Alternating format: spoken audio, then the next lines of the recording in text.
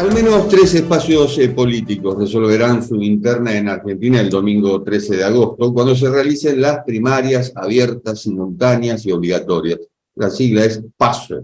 Unión por la Patria, Juntos por el Cambio y el Frente de Izquierda presentarán 2 fórmulas presidenciales, de las cuales quedará una para las elecciones generales del 22 de octubre. De haber segunda vuelta, en caso de que ninguno de los candidatos presidenciales obtenga el 45% de los votos, o el 40% con una diferencia de 10 puntos porcentuales, será el 19 de noviembre. Si bien se trata de internas, todos los ciudadanos están obligados a votar. Las PASO fueron creadas en 2009 por el gobierno de Cristina Kirchner para que los espacios políticos diriman sus candidaturas de cara a las elecciones generales. Se trata a su vez de una suerte de filtro, porque solo aquellas fuerzas que reúnan el 1,5% de los votos llegarán a la instancia decisiva.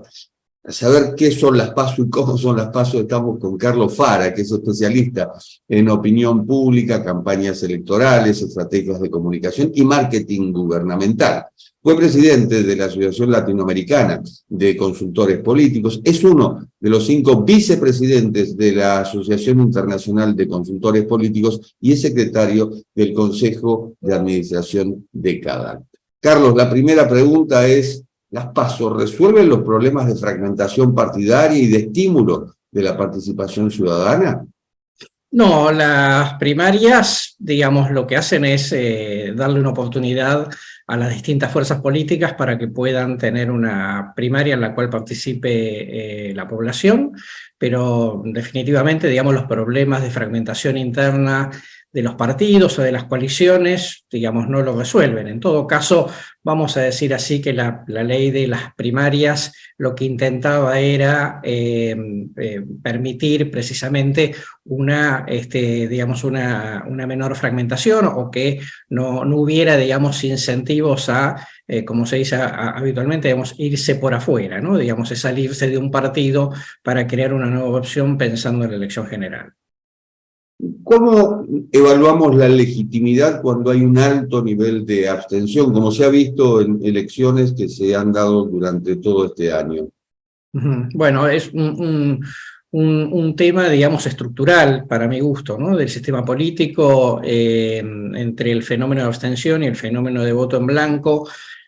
Seguramente, digamos, esa misma tendencia que estamos viendo en los comicios provinciales, lo vamos a ver en los comicios nacionales, y desde ese punto de vista yo te diría que todos van a tener que prestarle mucha atención, gane quien gane la elección al final del camino, porque definitivamente, digamos, una parte de la sociedad, digamos, que no participa del proceso eleccionario, de todas maneras es opinión pública, ¿no? Es decir, opina y reclama, tiene demandas ciudadanas, y que habrá que ser muy, digamos, muy astuto para poder integrar a una parte de la sociedad que, digamos, más allá de la crisis económica, tiene un fastidio importante en general con el statu quo de la política.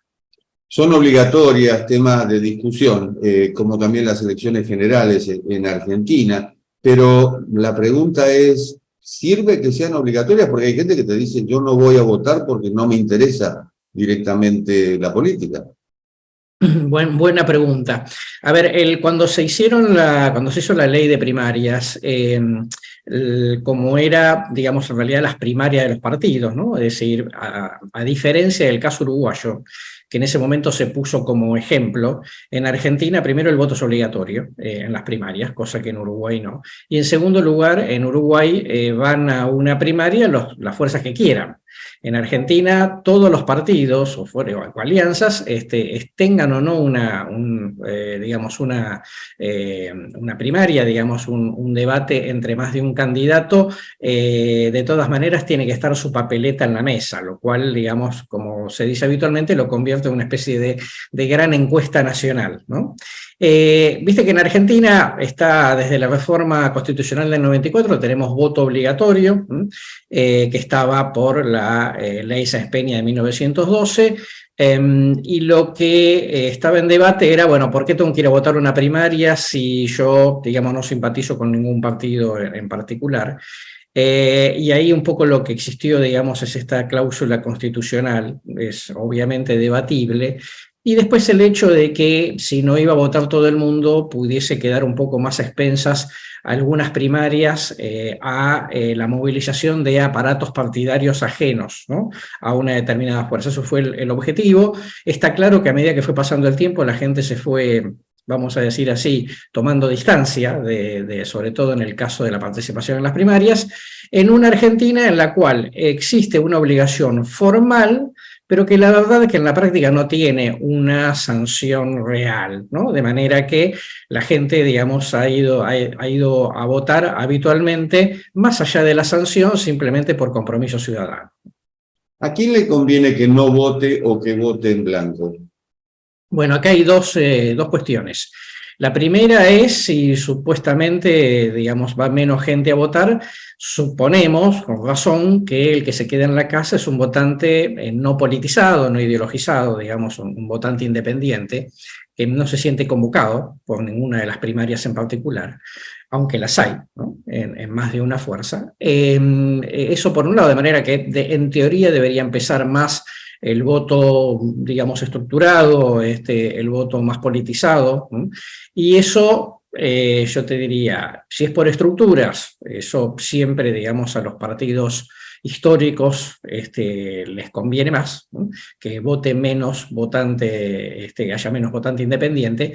Pero por el otro lado, ojo, un detalle que es que si se quedan a la casa los menos politizados, eso puede tener algún efecto sobre el resultado final, teniendo en cuenta que hay algunos candidatos o candidatas, digamos, que tienen una mayor adhesión en el voto, en el núcleo duro, más ideologizado de los distintos partidos, y otros candidatos tienen un votante más independiente. Eso puede estar, digamos, esas dos variables van a poder incidir en el resultado de las primarias.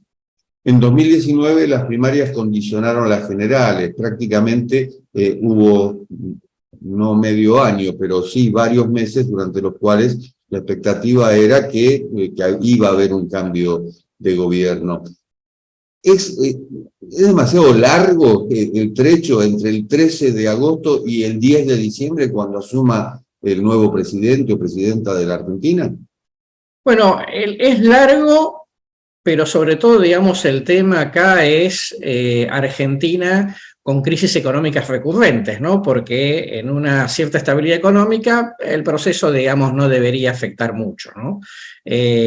Sencillamente para poner, digamos, de ejemplo, en Estados Unidos las primarias están arrancando casi un año antes de el momento en el cual, digamos, finalmente se dirime la elección presidencial y el Congreso, pero bueno, obviamente, digamos, Estados Unidos con su estabilidad histórica, eso no le afecta mucho, además de que van siendo elecciones por grupos de estados, ¿no?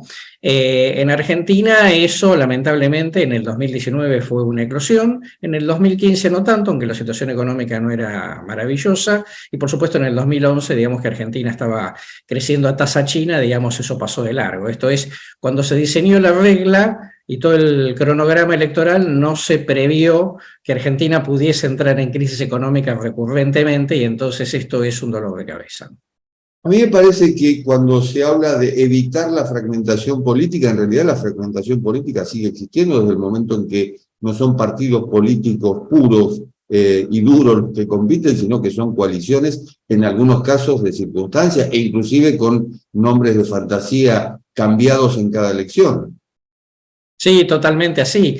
Por eso lo que decíamos al principio de la charla era, está bueno, digamos, que haya alguna regla institucional que no incentive la ruptura partidaria. Pero también es cierto que independientemente de eso, la Argentina, porque la sociedad, digamos, ha evolucionado de esa manera, es un sistema, digamos, más fragmentado y que por lo tanto lo que te encontrás es con fundamentalmente hoy dos grandes coaliciones, ¿no? Veremos los resultados de este año, pero hasta acá, digamos, con el 2019 y el 2021 a la vista, sabemos que son fundamentalmente dos grandes coaliciones y muy difícilmente, también siguiendo un poco la línea de la política a nivel mundial, a nivel global, muy difícilmente volvamos a partidos, digamos, grandes, que no dependan de la conformación de coaliciones. Ha habido resultados a favor de la oposición en San Juan, en San Luis, en Chubut, y todo indica, o todo tiende a vislumbrar un cambio de rumbo, digamos, un cambio que tiene que ver justamente con Juntos por el Cambio. La pregunta es, ¿cómo ves ese trecho entre el 13 de agosto y el 22 de octubre, las generales?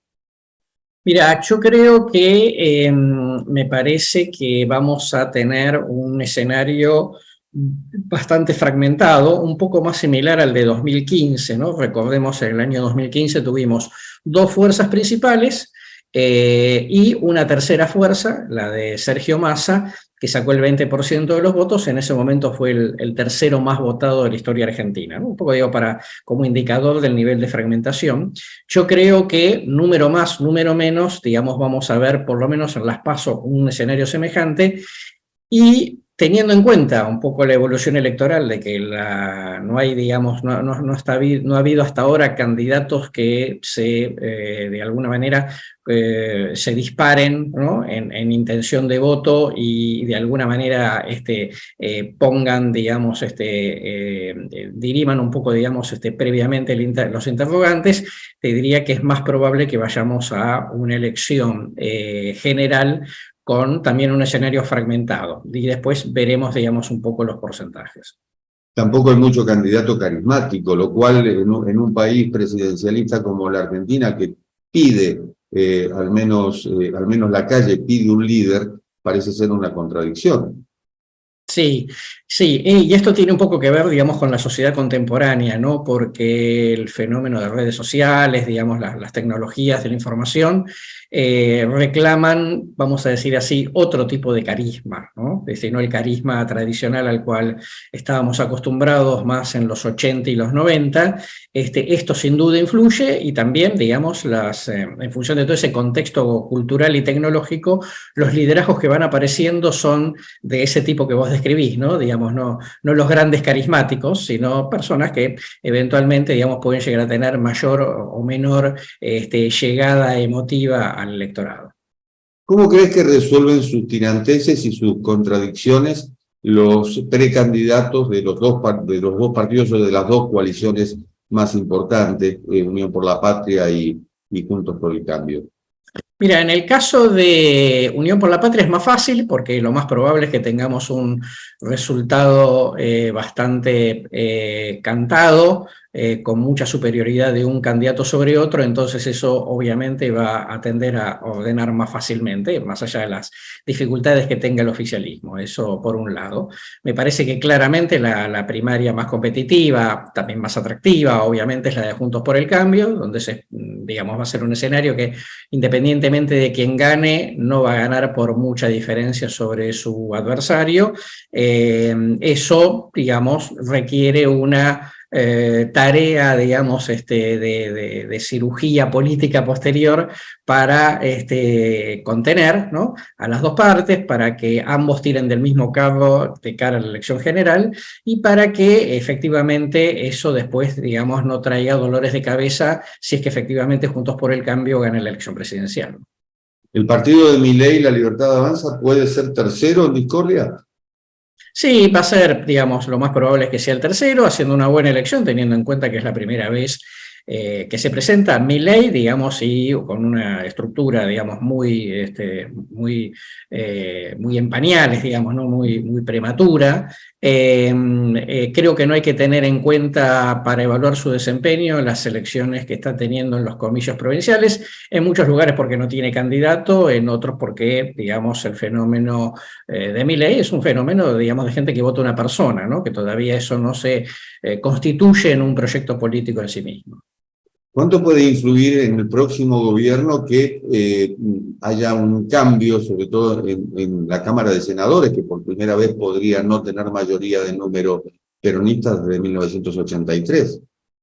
Bueno, es un muy buen punto, teniendo en cuenta, digamos, el sistema bicameral argentino y que además desde el 83 la mayor parte del Senado, independientemente de qué signo político fuera el presidente de turno, estuvo en manos del peronismo, de los distintos, digamos, sectores del peronismo. Ya tuvimos una advertencia, digamos, importante en el 2021, porque hubo en la oposición se puso más cerca que nunca del peronismo. Hoy el peronismo está partido en el Senado, lo cual obviamente también es un tema a considerar, pero hay provincias, digamos, como la provincia de San Juan, en donde ganó la oposición la gobernación, que juega senadores nacionales, por supuesto la poderosa provincia de Buenos Aires, desde ya, la provincia de Santa Cruz, que puede producirse un cambio político provincial, no hay que descartarlo, de manera que efectivamente yo te diría, primero el peronismo con un riesgo de dejar de tener